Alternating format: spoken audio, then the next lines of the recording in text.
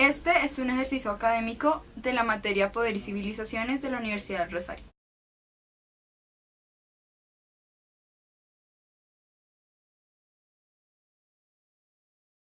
El antiguo Medio Oriente es una expresión utilizada para señalar las zonas de Asia Occidental y noreste de África en el cuarto milenio a.C. Fue el lugar donde surgió la revolución neolítica y donde se asentaron dos grandes civilizaciones, Egipto y Mesopotamia. Las economías nuevas como la agricultura y la ganadería se estaban dando un gran lugar. En consecuencia tuvo influencia en las prácticas religiosas de la región. Egipto era un gran desierto atravesado por un gran río, el Nilo. El país se encontraba dividido en dos, Alto Egipto y Bajo Egipto. Sin embargo, en el año 3000 a.C., el rey Menes lo unificó en base a la religión. El desarrollo de la creciente fértil fue un proceso gradual, lentamente adoptado por alguna de estas regiones. La creciente fértil, especialmente la del Oriente Medio, está conformada por el valle del río Nilo, Palestina, Siria, Mesopotamia y el Irak. La actividad socioeconómica de esta región suplantó la caza por la agricultura y la domesticación animal. La población de esta región le hace un importante culto a los muertos, en donde estos eran rodeados por todas sus pertenencias y eran direccionados hacia el oeste. Esto es bastante fácil de evidenciar en sus cementerios. En estos terrenos se conservan muy bien los cadáveres, ya que tienen una alta sequedad. Los objetos que son usados para adornar estos cementerios son las figuras femeninas de marfil y arcilla, cuentas de cuarzo, peines y brazaletes de marfil y ajorcas y collares de conchas del Mar Rojo.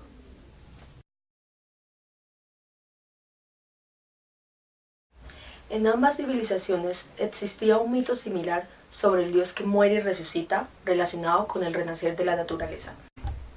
En Egipto, este dios era Osiris, quien muere y resucita gracias a su esposa y hermana Isis. En ese momento, Osiris y Iris logran concebir un hijo llamado Horus, que sería la reencarnación de Osiris en el mundo de los vivos y se convertiría en el faraón que organizaría a Egipto. En Mesopotamia existía una diosa principal llamada Inanna, la diosa de la naturaleza. Esta última se enamora de Tamuz, un simple campesino que muere y resucita. Inanna baja al inframundo en busca de su amado, y en ese momento, en Mesopotamia, morían todas las cosechas. Al igual que en Egipto, el Nilo se secaba. Tamuz vuelve a la tierra de los vivos y se convierte en la personificación del poder regenerador de la naturaleza. En cambio, Osiris se convierte en el rey del más allá. Aquí recae la diferencia entre las dos culturas. Por un lado, Mesopotamia, no existía una prolongación de la vida, pero en cambio en Egipto, sí. En consecuencia de lo anterior, los egipcios crearon una fuerte creencia sobre una vida después de la muerte. A principios del antiguo imperio egipcio, solo los faraones tenían el derecho de llegar al más allá. Sin embargo, tiempo después, todo el pueblo esperaba poder salvarse y llegar al más allá. En la primera dinastía, 3200 a.C., se empezaron a realizar las primeras momificaciones por medio de un embalsamiento de sal, natrón y resinas. Para así garantizar la inmortalidad del individuo en la vida futura, conservando el Ka, su alma, y el Ba, su vitalidad. Tiempo después, para impedir la descomposición de los cuerpos, se empezaron a utilizar técnicas más complejas en la momificación. En adición, se sacaban las entrañas del cuerpo y se ponían en canopes. Ante la momia ya embalsamada, se realizaba un rito llamado apertura de la boca, con el fin de ayudar al muerto a pasar al otro lado. Y en este lugar era juzgado por Osiris.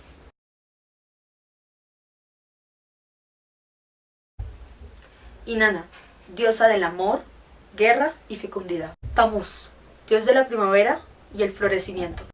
Y el dios tardío, Marduk. Ra, dios del sol. Osiris, dios de la resurrección. Isis, diosa de la vida.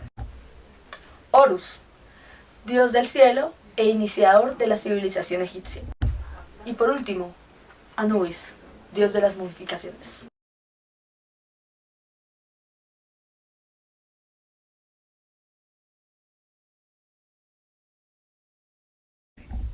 La monarquía divina fue el centro unificador de todo el país. Su primer monarca fue el dios solar. Afirman que los faraones son hijos de este primer monarca y que son su imagen y su encarnación. Egipto era la única hija de Ra, y para mantener la estirpe, los hermanos se casaban entre sí. El pueblo era dirigido por una serie de dios-rey. El último dios fue Horus, una deidad celeste. Se creía que este personaje no solo había heredado el trono, sino que también la naturaleza divina, que la transmitía a su sucesor con su muerte. Los textos encontrados escritos en las pirámides relataban información sobre el pensamiento y las prácticas religiosas de la época. Decían que todo rey muerto era Osiris y que todo rey vivo era Horus. El faraón era el encargado de abarcar los atributos a los dioses, que se suponía estaban encarnados en él. Como había una gran cantidad de dioses, el faraón se había obligado a delegar sus funciones a ciertos sacerdotes que se encargaban de oficiar los rituales en su nombre. Creían que la ascensión al cielo se podía hacer de diferentes formas, como por ejemplo en una escala como en el sueño de Jacob, o montado sobre el rabo de una vaca celeste. Ascendían al cielo para lograr reunirse con su Ka, que era como la parte espiritual del hombre, independiente y separable del cuerpo. Podría decirse que es lo que hoy en día conocemos como personalidad. Ka también era una divinidad, a la que se le atribuía la idea del poder creador divino. Con cada hombre que nacía un Ka. Más desarrollado el culto hacia Osiris, se creía que el alma, llamada Ba, iba con el Ka para vivir eternamente en el cielo en un cuerpo espiritualizado. Gracias a todos estos cultos y creencias, el don de la mortalidad pasó de ser un privilegio real a una esperanza universal. Los dioses vivían siempre con su Ka, mientras que los mortales se reunían con ella cuando morían, cuando eran identificados con Osiris. El primer intento de una religión monoteísta surgió gracias a las prerrogativas de los dioses. Un joven intentó crear una nueva religión estatal. Este intento fracasó porque la nueva religión no cumplía con la función propia de la religión y de la monarquía dentro de la estructura social. En 1358, con la muerte del faraón, se restauró una vez más el régimen politeísta sacerdotal. En Mesopotamia, la fragmentación de la realeza de las ciudades-estado impidió que la soberanía recayese sobre una sola divinidad como centro de la nación y el orden cósmico. El país se encontraba dividido en una serie de estados-ciudad, gobernadas cada una por un príncipe o por un sacerdote del dios de la ciudad. El oficio real era una combinación de administración personal basada en el deber del rey de interpretar la voluntad de los dioses. En Egipto, en el valle del río Nilo, cuando se quería engendrar un heredero para el trono, la reina era visitada por su real esposo en toda su majestad y su gloria divina. Las ceremonias de Año Nuevo acababan con la celebración de la unión nupcial del rey y la sacerdotisa en una relación Tammuz-Itztar, para despertar de nuevo a las fuerzas creadoras de la primavera. En Babilonia, la capital de Mesopotamia, las estaciones fueron siempre una causa de gran inquietud. Por esta razón, sus habitantes no dejaban nada al azar y menos a los fenómenos de la naturaleza.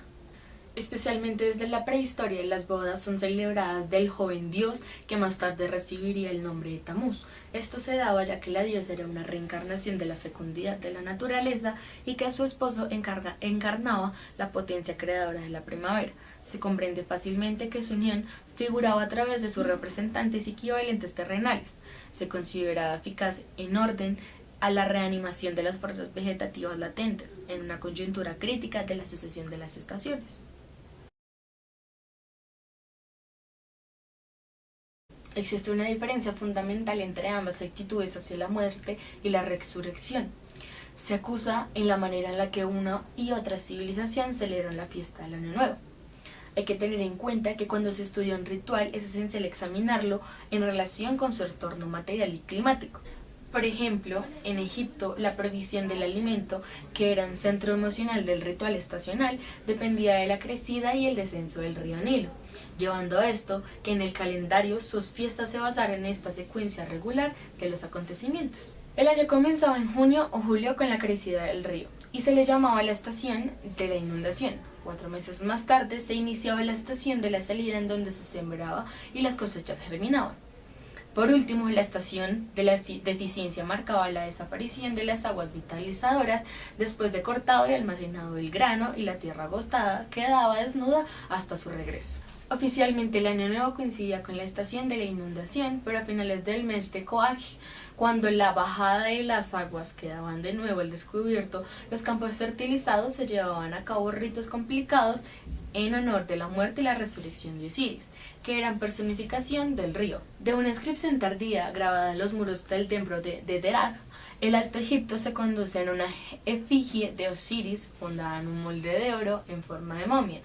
Con la corona blanca de Egipto en la mano, se rellenaba de una mezcla de cebada y arena y se envolvía en juncos y se depositaba en un estanque poco profundo.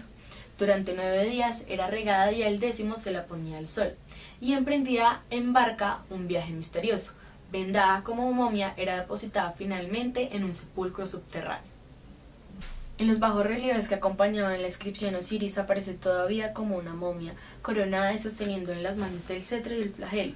En el momento de salir del cofre en el set que se le había encerrado, con Isis tras él del cofre en las alas, delante un dios que sostiene la cruz santa, símbolo de la vida. En el templo de Isis, en Filé, aparecen tallos de trigo brotando de su momia y regados por un sacerdote, también con la crux ansata, antes del féretro. Las ceremonias oficiales culminaron con la erección de la columna llamada dieg, semejante a un poste superior, a veces en forma humana, con manos que sujetaban el cetro y el flagelo, y la cabeza humana coronada con un par de cuernos y 2 plumas orisíacas, o adornadas con la cruz ansanta y 2 brazos en el sostenimiento del disco solar. Entre los egipcios, el politeísmo permitía que ellos utilizaran símbolos para adornar varios dioses con él. Sin embargo, era Osiris la diosa que más recordaban durante las festividades anuales, o sea, el inicio de la primavera del primer año.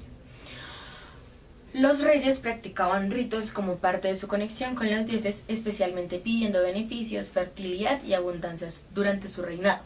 Osiris personificaba el brote de la vida desde la muerte. Por tal razón, en ciertos momentos, el primer día de la primavera, se realizaba una de las ceremonias más real, más continua de la renovación, el Set, confirmado su reinado tanto en el Alto como en el Bajo Egipcio.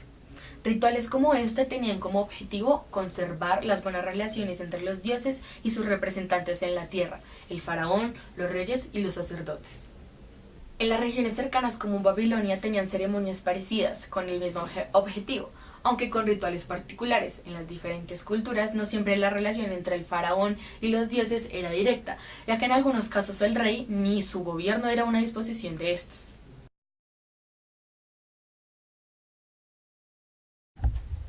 Las tabletas de Ras Shamra representan una literatura en una lengua cananea primitiva. Contienen de forma poética leyendas, mitos y rituales.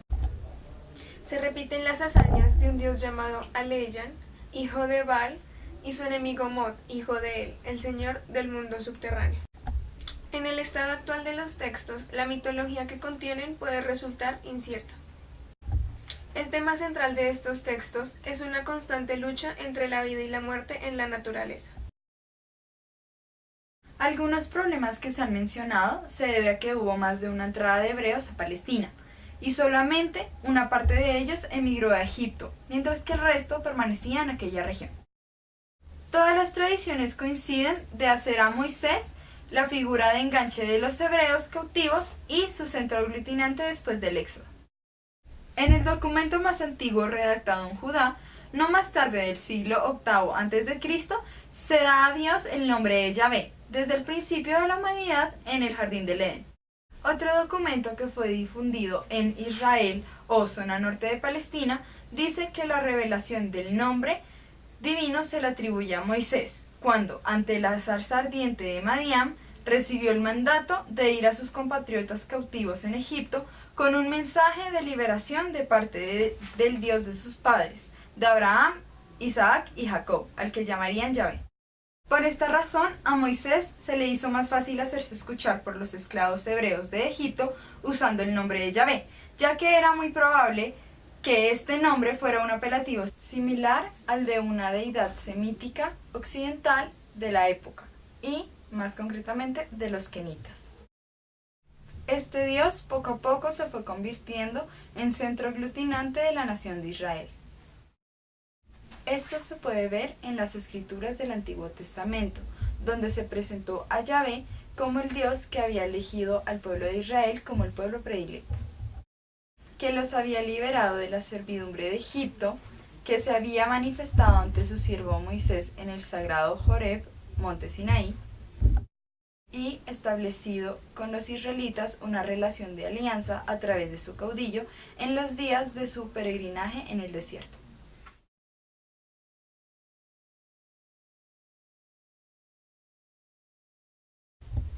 Yahvé estaba ganando gran predominio sobre todas las deidades tribales de Israel.